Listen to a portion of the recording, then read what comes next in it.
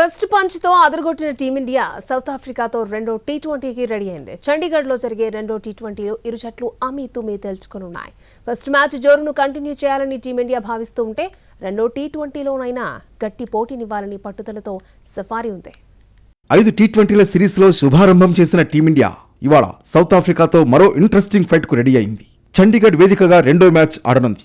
First టీ20లో గెలిచి భారత జట్టు ఆత్మవిశ్వాసంతో కనిపిస్తుంటే భారీ ఓటమి నుంచి త్వరగా బయటకు వచ్చి టీమిండియాను ఓడించాలనే ఆలోచనలో సౌత్ ఆఫ్రికా ఉంది. కటక్లో జరిగిన పొట్టి ఫైట్లో టీమిండియా పూర్తి ఆధిపత్యం చెలాయించింది. బ్యాటింగ్ బౌలింగ్లలో సత్తా చాటింది. 101 పరుగుల భారీ తేడాతో విజయం సాధించింది.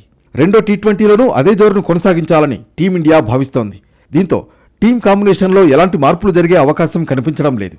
ఓపెనర్లు శుభ్మన్ గిల్, అభిషేక్ శర్మ బ్యాట్లకు పనిచెప్పాల్సి ఉంటుంది. ఫస్ట్ డౌన్లో కెప్టెన్ సూర్యకుమార్ యాదవ్ కూడా తన మార్క్ ఆట ఆడాల్సి ఉంది. తిలక్ వర్మ, అక్షర్ పటేల్, శివం దుబే కూడా తమ స్థాయికి తగ్గట్లు ఆడితే టీమిండియాకు తిరుగుండదు.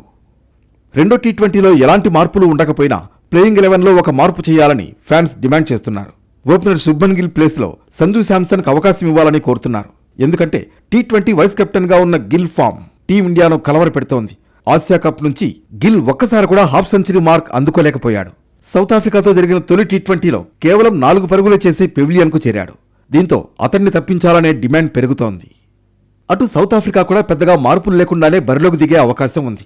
రాత్రి 7 గంటలకు చండీగఢ్ ముల్లన్పూర్లో మ్యాచ్ జరగనుండగా బ్యాటింగ్ ట్రాక్ కావడంతో ఈ మ్యాచ్లో పరుగుల వరద ఖాయంగా కనిపిస్తోంది.